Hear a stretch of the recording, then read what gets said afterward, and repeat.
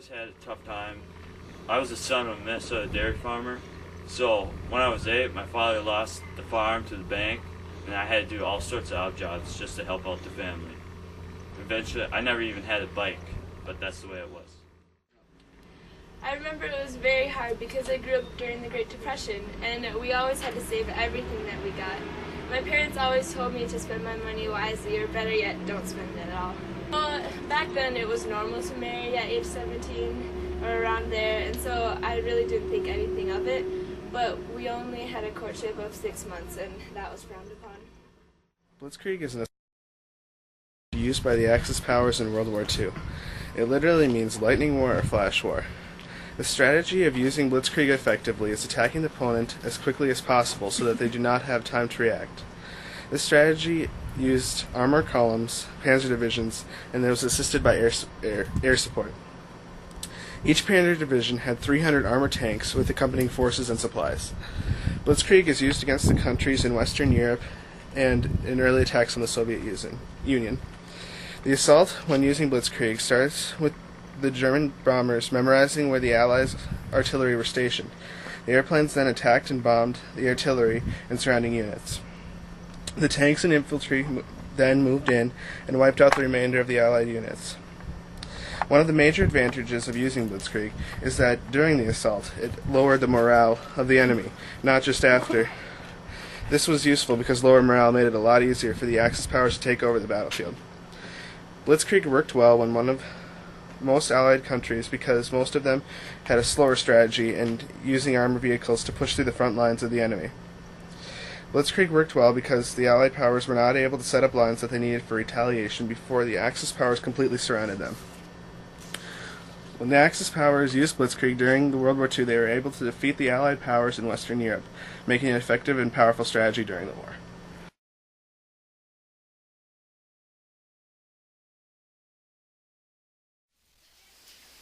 Before the start of World War II, the people that got hired for jobs were very selective. Women were allowed to have few jobs.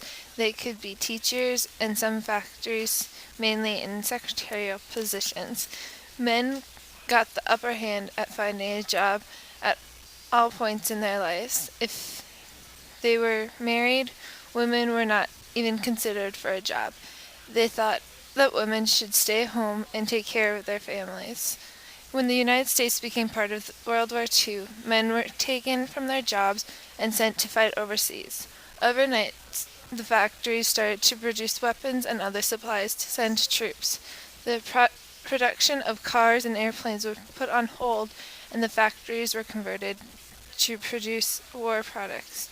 There were many agencies that were created by the federal government. When the U.S. became part of World War II, men were taken from their jobs and sent to fight overseas. Overnight, the factories started to produce weapons and other supplies to send to the troops. The production of cars and airplanes was put on hold, and the factories were converted to produce war products. There are many agencies that were created by the federal government so that they could increase production rate. The fact that they made the men work all the jobs, the women were the only ones left to take the jobs. To encourage the women to take the jobs, Rosie the Riveter was created. She was a symbol that women could be just as good as men. She had a feminine look with the depiction of power and strength that men was thought to have. Many women saw this and decided that they were going to go for it and take the jobs. They were married, single, and women with children that now had jobs that they would have never dreamed to have. At the time, they had more women than ever in the field of work. This didn't last very long. When the war was over, the men came back, and most of the jobs they got back. The jobs that they got were the well-paid ones. There were many women that were laid off because of the return of the soldiers. The others were told they could stay but put back in positions like secretaries or waitresses. Not only were they forced to change a new job, but these lower paying jobs. I remember one time when I was about 7 years old, my mother, father, and I were riding in a car on the way to Fort Wayne, and we saw a plane that was flying by and it landed in a nearby field. So we went over out of curiosity to see what it was. And we looked inside the plane at all the instruments and in the cockpit, and I was very fascinated by it. I wanted to fly in it, but my mother said no. So then we just walked home from there. But ever since then I've been very interested in flying. But the only problem was that I was a girl and I was not able to fly. So instead I became a stewardess. But then that required some training in nursing. So I didn't want to do that. I decided to go back to my original goal, which was flying. I was about 19 years old, and it was 1940 when I first began to start flying. I started taking lessons at a local airfield, and then I was recruited into being a WASP. I remember my father said to me right before I left, "I didn't get to serve, and I don't have any boys, so I guess it'll be up to you." And I thought that was pretty cool to be able to do that. And there were about almost 1,200 other women working with me, and it was pretty cool, but they weren't all in my same position. I was both a pilot and an instructor. Some days when the original instructor didn't show up, I had to instruct other students, and that was very fun. I really enjoyed teaching those new pilots. A lot of our missions were also very dangerous. I remember one very frightening incident that I had. I was piloting a plane that was not very well put together, and it was kind of run down, and I had to fly it back to my base. But then all of a sudden, I lost my engine, and I radioed in saying that I was in trouble, and they said for me just to parachute out, but I didn't want to parachute out, so I had to slowly and carefully land the plane back to the base. And although I was very criticized from my commanding officer, it was still pretty cool that I did that. And, well, at the end of the war, it was very relieving, and I was very happy that the war was finally over. And I had the privilege to be able to drop leaflets from my plane all over the town saying that Japan had surrendered. And it was just such a cool opportunity to be able to do that. And since then I've participated in many races and derbies, flying derbies, and I have received first place. I got first place in 1988, and I have gotten second place 6 times. I grew up in the small town of Lebanon, Indiana. Oh, it was around 1941 or so when I met my husband, so I was probably around 21. Raymond, my husband, was around 19. We met at a Sunday school party and we hit it off from the beginning. We were married less than a year after meeting. With the war going on, no one took their time. All I had was a little more than a year with him from the day we met. Then he was sent into basic training 4 months after we got married. I worried for him every day he was overseas. I tried not to act worried around my friends or family because I knew that they had men overseas too. I tried to keep myself busy and distract myself, and I got a job as a beautician. But it was hard not to think about Raymond every day. I wrote to Raymond every day when he was away. I received letters too every so often. In one letter, I remember hearing that Raymond was injured in Italy and was being treated. I thought he was coming home, but they just bandaged him up and sent him back into battle. In 1944, my husband was killed by a German artillery shell in France. I was helping my sister clean when the mailman came with the news. I immediately knew why he was there by the look on his face. I remember the change that my life went through when Raymond died. People stopped in the streets to say their apologies. The mailman no longer stopped to talk.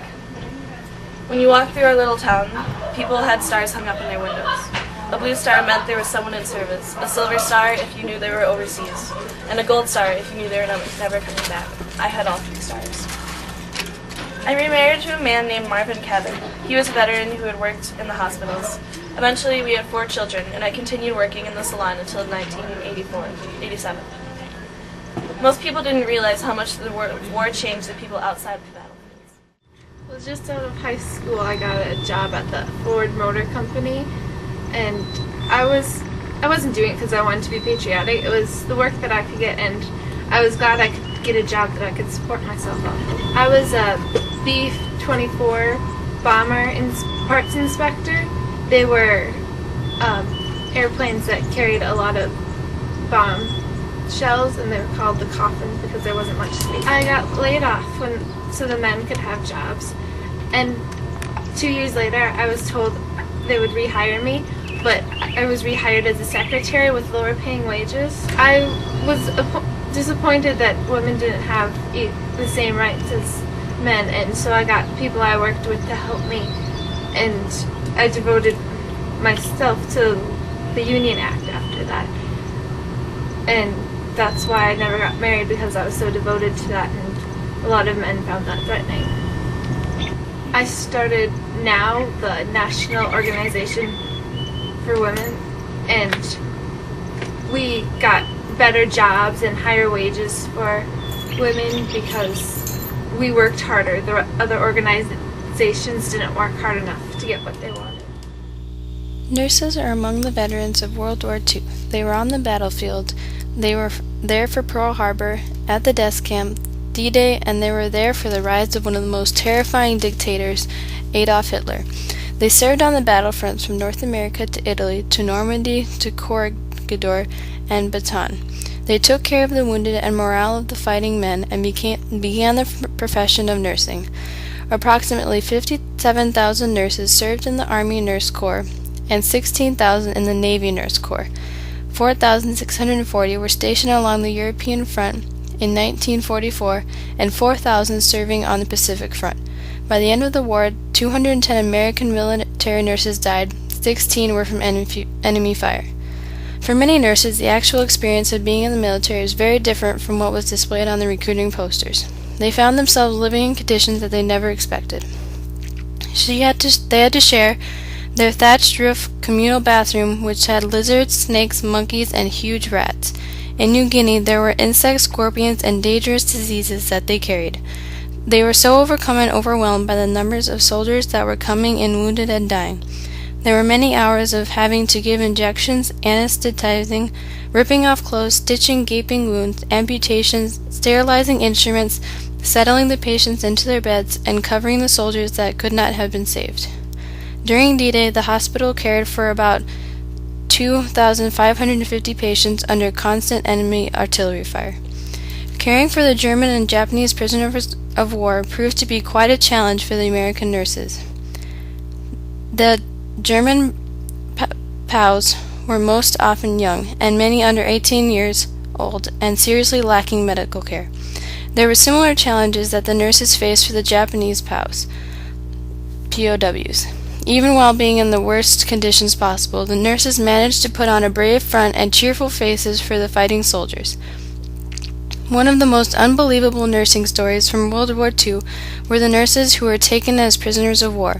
In January of 1942, 10 Navy nurses and 68 Army nurses were captured by the Japanese in the Philippines. The Navy nurses were taken to Los Baños, and the Army nurses were taken to Santo Tomas. The captive nurses were drilled into Japanese custom. They had to bow to their captors, and if they did it wrong, they had to repeat it in the correct way, or else was punished. One form of punishment was standing in the hot sun all day without any food or drink. Japanese soldiers said that marching the stick and starving nurses showed how weak the American nurses and the superiority of the Japanese. Starvation was not an uncommon death. The prison camps were growing and became up to over 4,000 nurses. They were taken prisoner for 3.5 years, and on February 11, 1945, American forces liberated the POW camps and freed the nurses. The victories in Europe and the Pacific were celebrated among the nurses. They said it was wild, wild, wild. The nurses of World War II were very brave and selfless people. They took many risks and did them knowing what would happen as a result. But they got through it very courageously and confidently. Should always remember what they did for the soldiers. If it weren't for them, the soldiers would have had a very hard time without them and may not have survived. Throughout the centuries, women have been pulled into the mysterious life of spies, and World War II is no different. Wherever they were from or who they were spying on, their job entailed much the same aspects, and their reasons for falling into the emissary role were much the same. Despite the obvious ability of women to use sexual favors and blackmail to get secrets, the image of women's purity and morality worked against the suspicion of women. This made it quite a bit easier to slip through the enemy's fingertips than men. Unfortunately, most tended to lack the necessary background for reporting specific technical information. That did not stop them. They used their womanly wiles to gain intimate knowledge of military intentions from military officers, sometimes taking up jobs as servants or working themselves into important people's dating pool or social circle. Living a double life, many used the excuse that they had joined the FANY or the WAAF to excuse their absence in training. For the most part, the English women were fluent in not only English, but French or German too. It also made it easier if they had visited or lived in Paris and such before the war. In an account written after the war, one woman said they had almost always dropped via parachute into the French countryside. For the life of a spy held few tedious days. Take the life of Virginia Hall, for example, who was so important to the Allies that the Nazis began an all-out hunt for her, saying the one with the limp is the finest secret agent of the Allies. It is of most importance that we get her.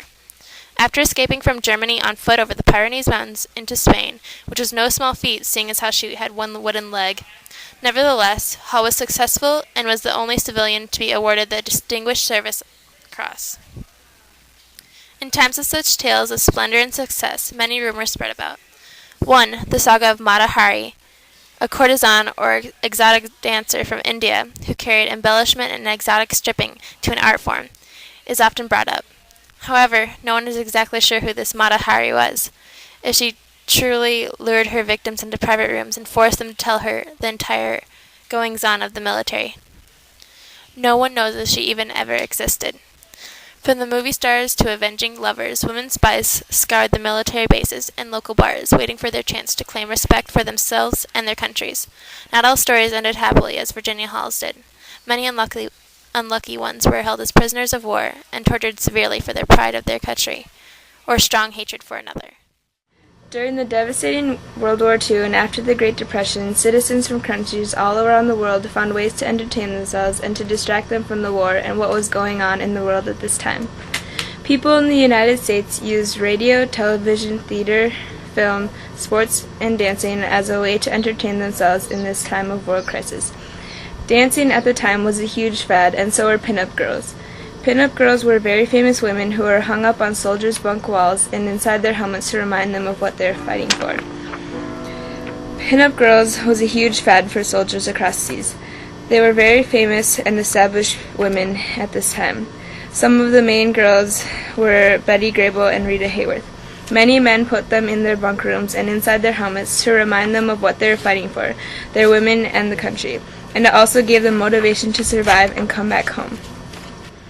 Watching sports was another form of entertainment in the 1940s. Because of the war, professional sports weren't as good because the war drafted able-bodied men from the ages of 18 through 26, which is the prime of a man's life.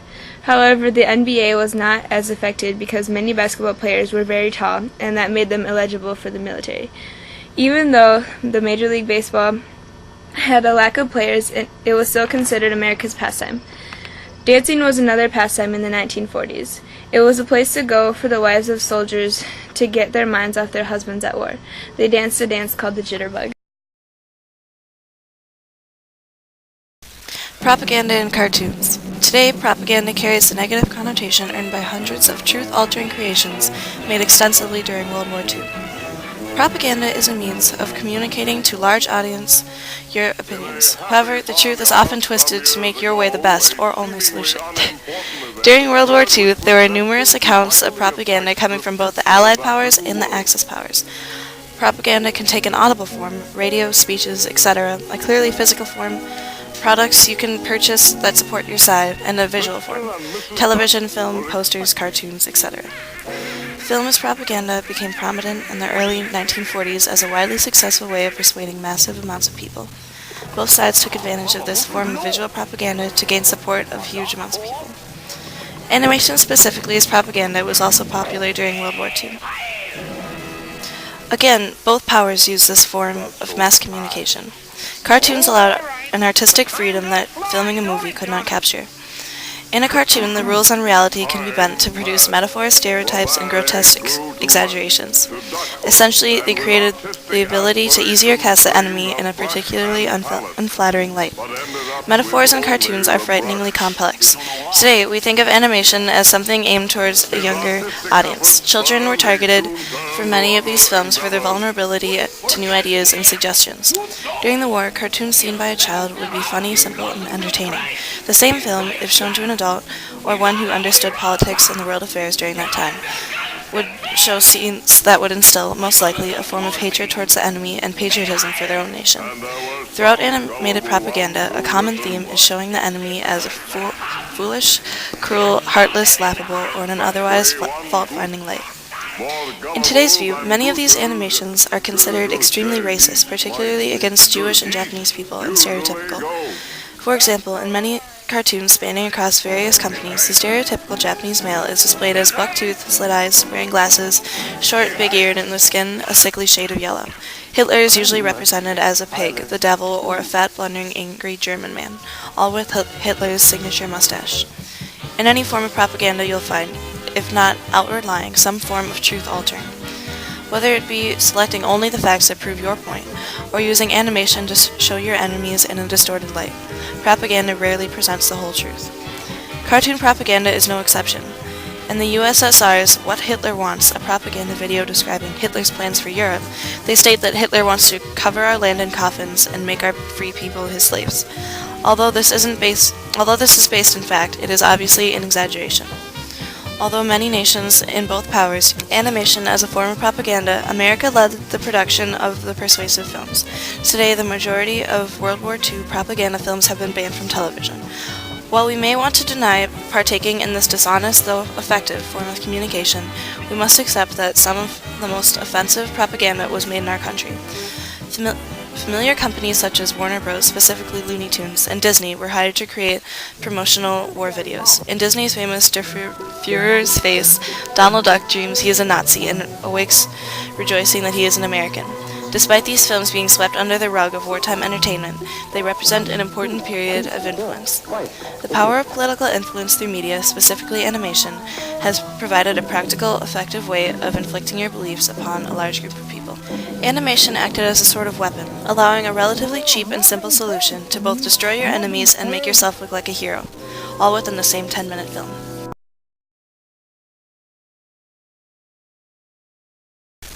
The Battle of Britain is the largest air battle in all of history. It took place between the months of July and November of 1940. It occurred after the fall of France. This turned Hitler's attention towards Great Britain, who was affected greatly after the defeat in Dunkirk. There were two air forces during the battle. The Germans' air force was called the Luftwaffe, who during early confrontations against the British was in favor. The British Air Force was called the Royal Air Force, or otherwise known as the RAF. The German pilots were a lot more skilled since they had gained experience during the Spanish Civil War, leaving the RAF pilots less experienced and an easy target.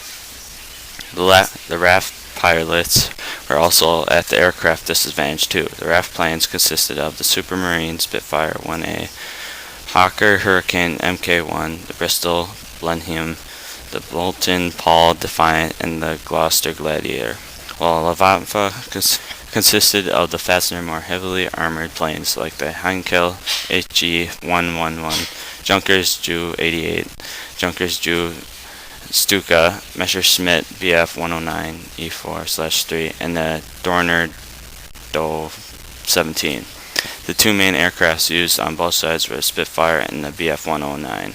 The battle was characterized into 5 main phases. The first phase began on July 10th and lasted until August 7th. The phase was the Luftwaffe would attack the shipping and coastal ports of Great Britain. The Luftwaffe won the battle. The British concentrated on raising the abilities of their pilots for the battles ahead. Phase 2 started on August 8th when the German forces turned their attention to British radar stations and forward fighter bases.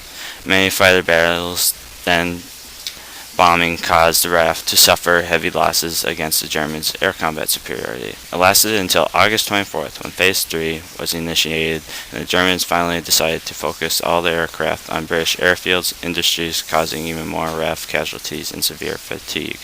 However, on August 24th, a German bombing squad bombed some non-military targets in London instead. Winston Churchill ordered reprisal on some non-military targets in Berlin. This made Hitler furious, causing him to order a blitzkrieg and have the German bombers attack London 57 consecutive nights. This was the beginning of Phase 4, which started on September 7th. This was a mistake though, because it took the pressure off the RAF and it did not bring down the morale of Great Britain. The British recovered quickly and also gained the upper hand against the Luftwaffe. This is called Phase 5, which is the British reaction. This led to the end of the battle, making the skies a lot clearer.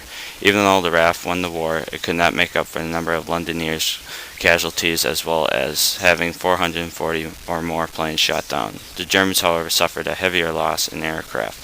Over 758 planes were shot down, making this the biggest air battle ever fought. You decided to join the Army Corps, Army Air Corps. I thought it would turn my life around. Little did I know that it would basically ruin me forever.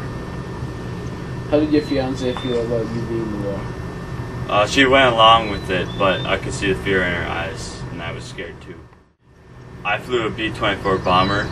It was very dangerous to fly since it was very flammable and it was very hard to control. After flying how many combat missions on a regular, what was your reaction during D-Day compared to others? It was horrifying.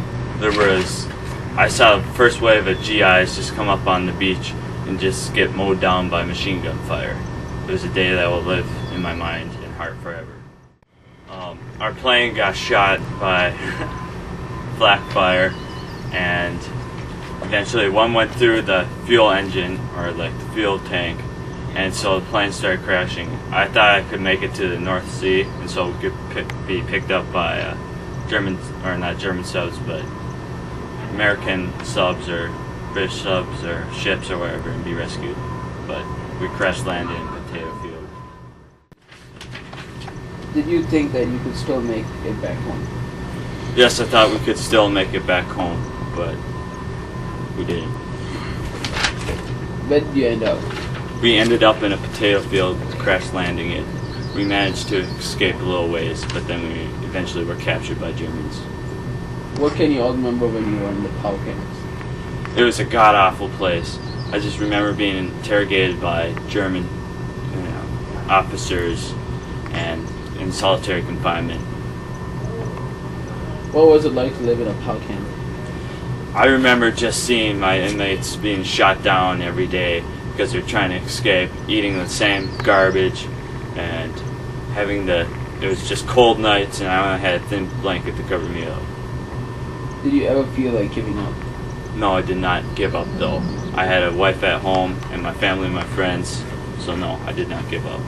What was your reaction when you were saved on April 29th? Just pure happiness when I was finally saved. How was life after the war? Life after the war, I try to convince my sons never to join after what I went through. I still see the war in my mind. Anne Frank wrote the world-famous personal diary, which investigated her 2 years of hiding as a young Jewish girl. While Anne, her family, and another family of 4 were hiding in Amsterdam from German Nazis, Anne was growing up and recording 2 years of her life, from the years 1942 to 1944.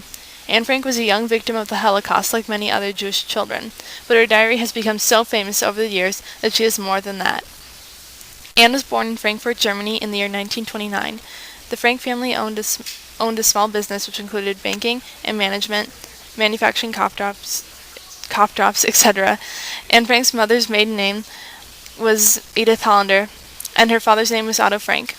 Otto and Edith were married in 1925, and they had 2 children, Margaret Betty, who was born in 1926, and Anneliese Marie, but she was called Anne and was born in 1929. In 1933, the Frank family left Frankfurt and moved to the Netherlands. This way, Otto could keep his career in business, and the family could leave the Nazis. They moved when Hitler was appointed Chancellor of Germany. A few years later, the Frank family went into hiding with a family of 4. they were family friends of the Franks and moved into a sealed-off office building in Amsterdam. In 1944, Gestapo was informed of the office building and the two families were living in. And Karl Joseph, who was an SS officer, arrested the Frank family and the Van Pels family. The Franks were taken to Auschwitz concentration camp, which was the location in which Anne's mother died. Then Anne and her sister, Margit, were taken to the Dutch concentration camp named Westbrook, which was where they both died of typhus in poor living conditions. Anne Frank's diary recorded the entire time in which she was hiding. Otto Frank edited the diary.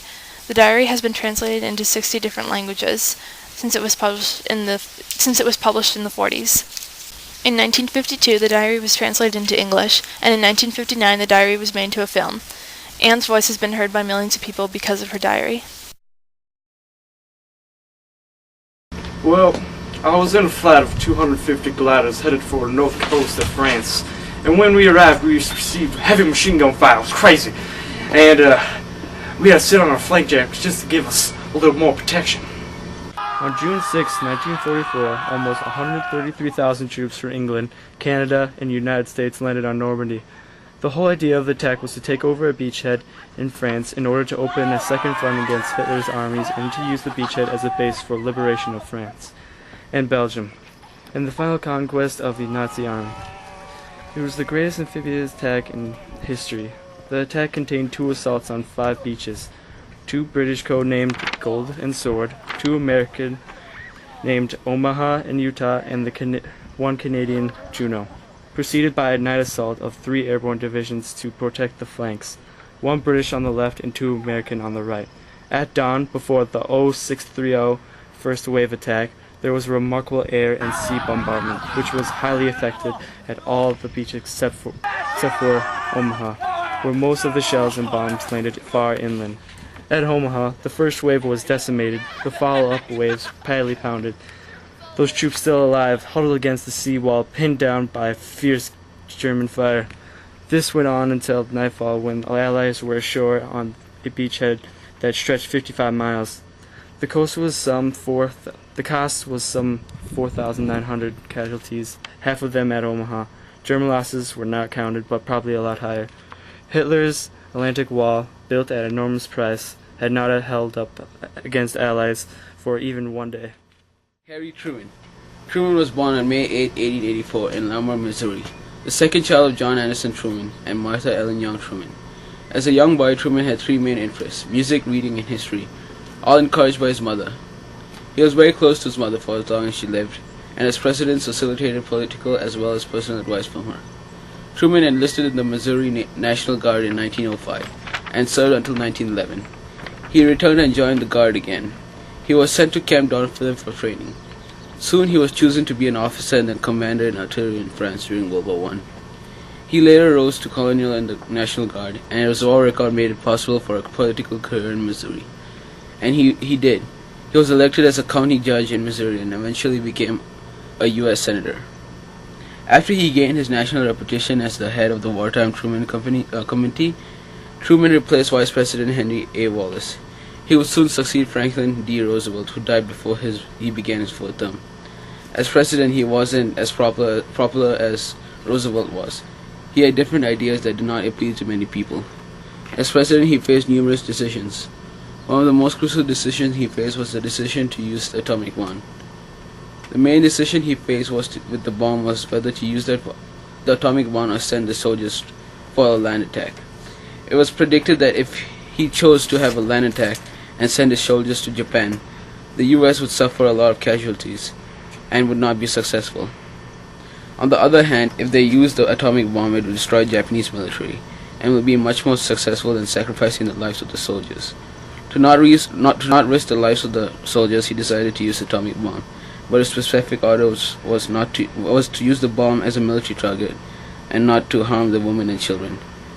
But little do they know, they will destroy thousands and kill billions.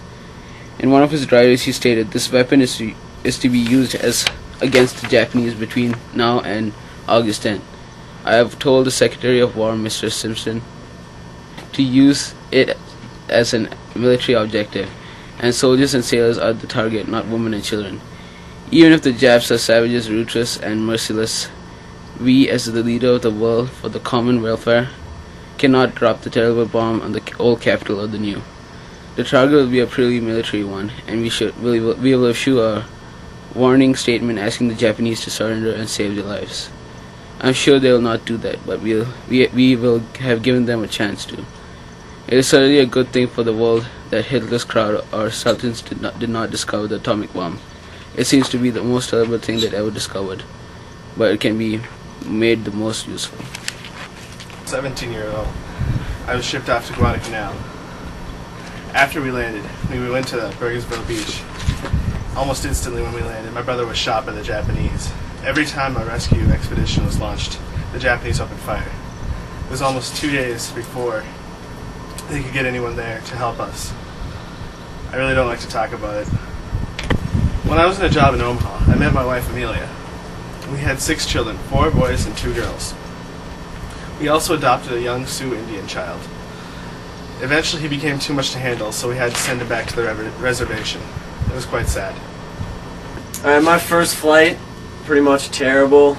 Flew up in the air, lasted about 20 minutes against Japanese Zeros. They shot me down with a dead engine. My engine actually flew right out of my plane. I had to crash land on an island. No plane, no flaps, no engine. So it was pretty sure I was gonna die. As I was going down, I pretty much crapped myself because I was so scared. But after that, I was pretty excited because I actually got my first combat kill. But then I counted the bullet holes after I landed, and I had about 200 in my plane. And yeah, it was pretty interesting. It was fun, but really scary. Alright, my first rank, I started pretty low on the totem pole like everyone else. Started out as a private in the Air Force, and then I got moved to the Marine Air Squadron, and I got moved there as a lieutenant, flying over in the Pacific of my own squadron. And then after I retired from the Army and Marine Air Force, I went on to join the Marine National Guard as a pilot, and I eventually rose through the ranks, became a brigadier general. And then after that I went on and ran for the state governor of North Dakota, won that, was governor for a little while, and yeah, that's about it. Well, in my time I served in the Marine Air Squadron, I earned the Medal of Honor. They told me I earned it because I personally shot down 27 Japanese Zeros, but I can't really just take all that credit myself. It was me and my squadron who pretty much did all the work in our area. We shot down a total of 76 Japanese Zeros, I think, but I earned the Medal of Honor and the Flying Cross and the Purple Heart. Well, for the Normandy invasion, I was promoted to first lieutenant and given command of the Motok platoon. Well, let's just see, we're on this river, right? And I was sitting with my friend, the officer. This officer, what was it? Oh yeah, it was the officer, and we sat there, and he just got shot in the face, just right in the head, just right in front of my face. It was crazy. Hermann Göring was Hitler's second in command throughout World War II. He started out with a poor childhood where his parents were rarely present and was passed around from relative to relative. Göring was a fighter pilot in World War I. He ended up doing so well at it that he won numerous awards for his bravery and killings of other enemy pilots. By the end of the war, he controlled the entire German Air Force. After World War I ended, Göring went back to college where he discovered he was not a fan of the current German policies. He became a member of the Nazi Party and had been exactly what they were looking for. A strong, charismatic individual who would give himself entirely to the cause. Throughout World War II, Göring rose to the ranks quickly, and became Hitler's second in command 10 years before the war ended. Göring controlled almost everything behind the scenes of World War II.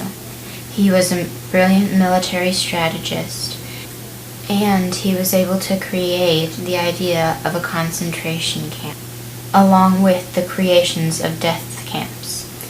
He made all of the decisions about how they would work, how people would be killed, how mass graves would be made, and what would happen to all of the Jews. Hitler and Göring had a fallout after the Battle of London. It was not as successful as Hitler had wanted, and after that, Göring was out of Hitler's high graces. After Hitler lost faith in Göring, he became less and less involved in the war effort.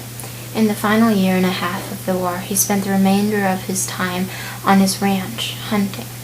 Göring also returned to his previous addiction to morphine. Once it became clear that the Germans would lose the war, Göring bolted and ended up being found in London posing as a soldier.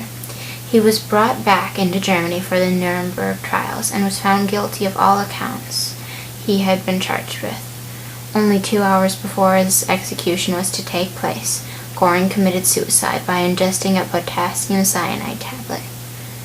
His death, 2 hours early, left those whom he had hurt unavenged.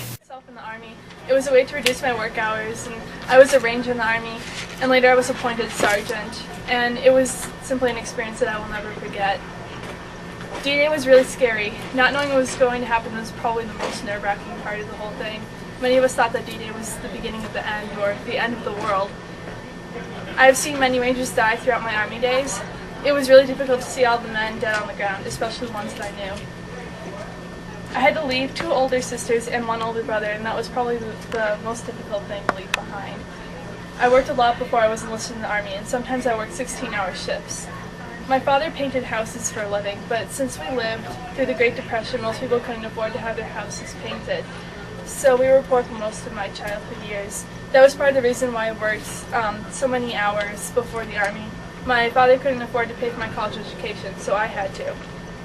My mission, along with the mission of most of the other Rangers, was to find the German coastal guns which were hidden by Allies. I think that the most memorable moment for me was when Sergeant Jack Kuhn and I found this dirt road that led to an island, which was where we found the German coastal guns hidden at the Utah beach. And the Utah beach was a landing spot for the Allied on D-Day. Why did you want to work for the aircraft company? Because I was studying in the middle school, and then after I graduated, I went back to Wichita, and then I joined the aircraft company, and it was a branch of Boeing company. And then because at the war time, the plane is kind of gearing up and then getting more important. What kind of stuff were you producing during the war? We were producing the B-29, a long-range bomber airplane, and then because we already had B-17 and B-24, but the range is not enough for us to get to Japan, so we need B-29 to carry in the bomb and get those men back home. What was your family doing during the war? Did they make planes too? Oh yeah, actually they were part of the project too, because it was a super secret project, so we were working for it. And then we don't have enough planes, so we need to make more for those armies to get there. When did the first B-29s come out? 1943 February, we had a first B-29, and then we tested in Seattle, but it was crashed nearby the Boeing field, and then 12 people and then all the 19 people on the ground was killed. And then on June 1943, our first B-29 was coming out. After producing the B-29, what else did you do?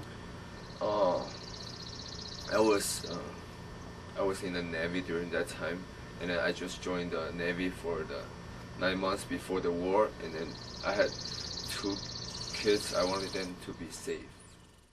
After retiring from the Navy and producing the B-29, I spent the rest of my working life in the Boeing company, and I was making the new airlines and then some airplane stuff.